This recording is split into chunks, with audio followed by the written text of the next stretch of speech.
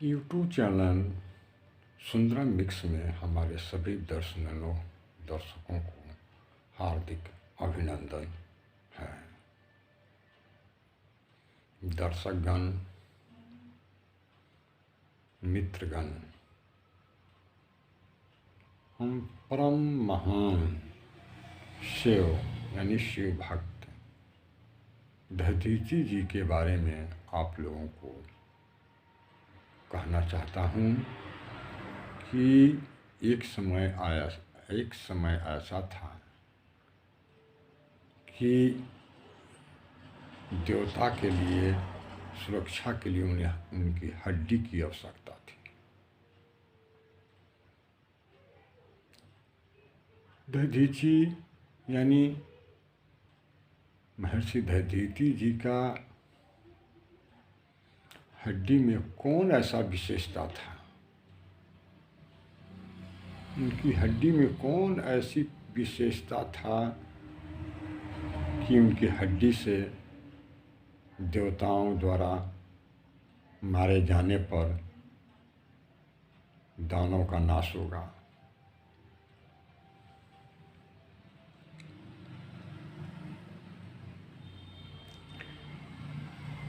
महर्षि दधीची के समान और से बहुत से ऋषि महर्षि थे, ऐसी बात नहीं थी। उनके समान और भी लोग थे,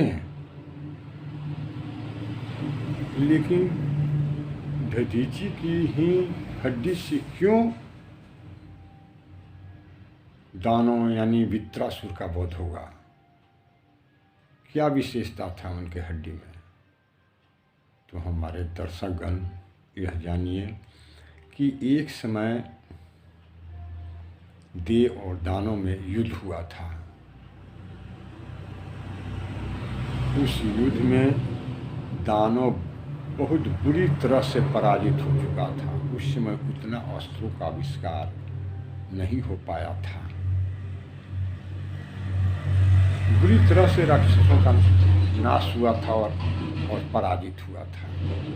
पराजित होने के बाद देवता लोग अपने प्रसन्नता पूर्वक अपने स्वर्गलोक जा रहे थे, अस्त्र शस्त्र लेकर। जिस मार्ग से जा रहे थे उसी मार्ग में दधीची जी का आश्रम था। वह स्थल के नाम था गौतमी नदी। वहाँ उन्होंने आश्रम बनाकर रहा करते थे। उस मार्ग से जाते हुए जब उनको आश्रम पर ध्यान पड़ा तो ठहर गए। ठहरने के बाद उनको नज़र दधीची जी को पड़ा देवताओं पर। उन्होंने दौड़कर प्रेम पूर्वक आकर सभी लोगों का दंडवत प्रणाम किया और प्रेम पूर्वक उन लोगों को सेवा की। यह देख कर सभी देवताओं ने कहा कि हे महर्षि, हे शिव महान भक्त, शिव भक्त,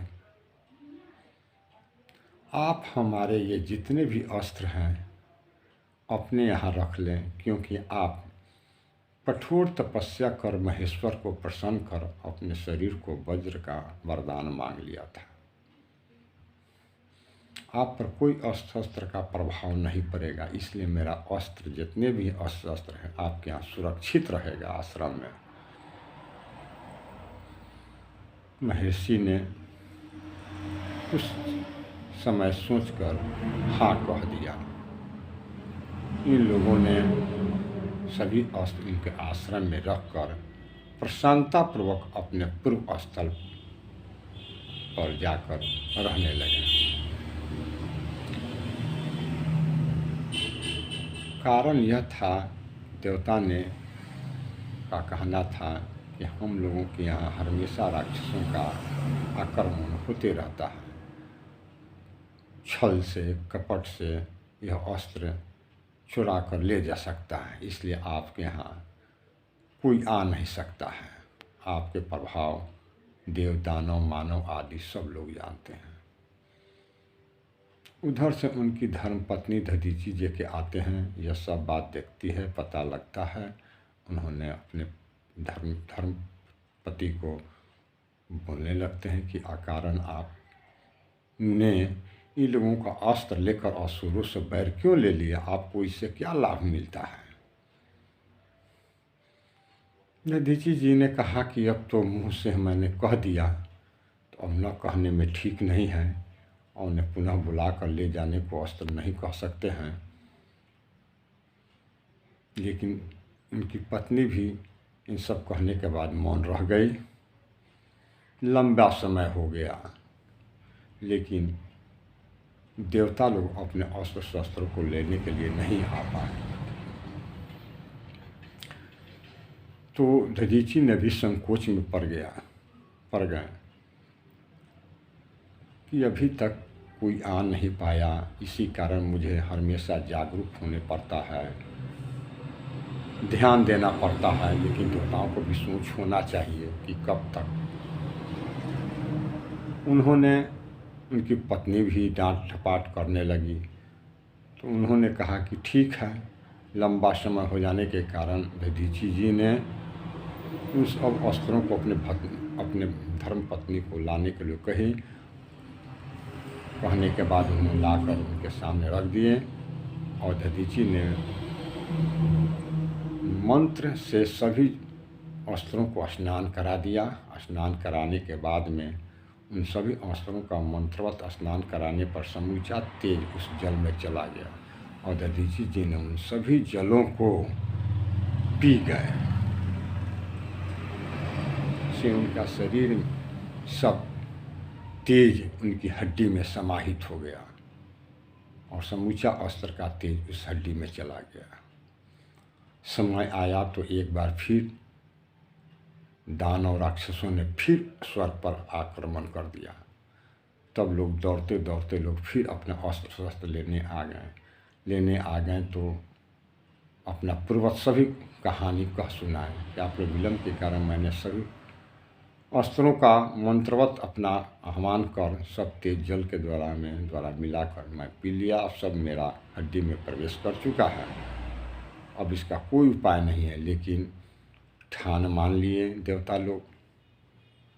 तो दधीचि जी ने कहा कि ठीक है, तो मैं शरीर को त्याग दूंगा, और इससे जो वज्र में तेज गया है उसी से सभी द्वारा अस्त्र बनेगा, और अस्त्र के द्वारा उन सभी दानों का संहार हो गया। मैं अपना मंत्र योग बल से समाधि से अपना शरीर को त्यागता हूँ। उन्होंने शरीर को त्याग दिया, और त्यागने के बाद में सभी देवता लोगों ने विश्वकर्मा के पास से शरीर को ले गए। लेकिन विश्वकर्मा जी ने नकार दिए कि मैं ब्राह्मण का ये शरीर है, मैं हम नहीं स्पर्श कर सकता हूँ।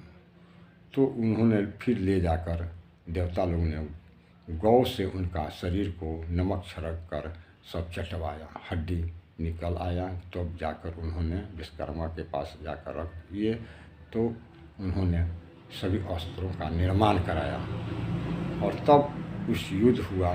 तो देवासुर संग्राम में उनकी मेरुदंड से धनुष बना, और अन्यों से भिन्न भिन्न प्रकार के अस्त्र बना, और युद्ध हुआ। और उसमें रुद्रासुर उनके हड्डी से बना धनुष से उसे मारा गया, और मारने के बाद में फिर देवताओं का जय प्राप्त हुआ। यही कारण है कि दधीचि की हड्डी में सभी अस्त्रों का तेज चला गया था, और इसीलिए उनकी हड्डी से ही उनका मारा जाना असुरों का निश्चय था। यही कारण है। अब हमारे दर्शकगण, यह वीडियो आपको किस प्रकार लगा? अच्छा लगा है तो सब्सक्राइब और लाइक अवश्य कर दीजिएगा।